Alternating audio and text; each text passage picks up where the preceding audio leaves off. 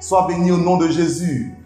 Nous sommes dans notre programme de jeûne et de prière et nous croyons que cette année 2022 sera spéciale dans nos vies parce que Dieu va nous faire entrer dans une saison nouvelle. Notre texte d'aujourd'hui, surtout dans Ésaïe 40, le verset 31. Alors je fais la lecture. Mais ceux qui se confient en l'Éternel renouvellent leur force. Ils prennent le vol comme les aigles. Ils courent et ne se lassent point. Ils marchent et ne se fatiguent point. Que Dieu bénisse sa parole. Aujourd'hui, nous prions pour recevoir une force renouvelée. La Bible dit que ceux qui se confient en l'Éternel renouvellent leur force. Chers amis, quand tu marches, tu peux te fatiguer. Quand tu marches, tu peux abandonner. Il y a des choses que Dieu veut faire dans ta vie, mais tu n'as plus trop cette force spirituelle. Parce que le découragement, parce que la fatigue, parce que la lassitude, peut-être que tu es fatigué de ton mariage, peut-être que tu es fatigué de ton ministère, peut-être que tu es fatigué de ton travail. Tu peux même fatiguer de la vie, parce que la vie n'a pas été ce que tu voulais qu'elle soit. Mais quelle que soit la fatigue que tu ressens, crois que Dieu te renouvelle dans cette nouvelle année. Crois que Dieu te donne des forces surnaturelles. Maintenant, observons quelque chose. La Bible dit que ceux qui se confient en l'Éternel renouvellent leurs forces comme l'aigle. Vous savez, l'aigle est un animal, est un oiseau qui a une longévité particulière. L'aigle a une longue vie. Et pourquoi? Parce que l'aigle est capable de rajeunir. Comment est-ce que l'aigle rajeunit? Il perd son bec, il perd ses plumes. Certaines personnes disent même qu'il va sur un rocher et de manière volontaire casse son bec sur le rocher, de manière volontaire arrache ses plumes de sorte qu'il ait de nouvelles plumes et un nouveau bec. En d'autres termes, il accepte de passer par un processus de transformation. Cette année 2022, que la force de Dieu te permette de changer. Si tu as fait quelque chose d'une manière que ça n'a pas marché, laisse Dieu faire pour toi d'une autre manière.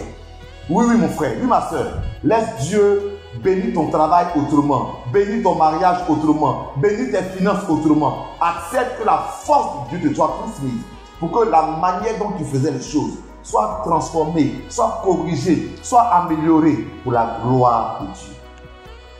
Ceux qui se confient en l'Éternel renouvellent leur force comme l'aigle. Et ici, il y a 3 verbes qui sont employés.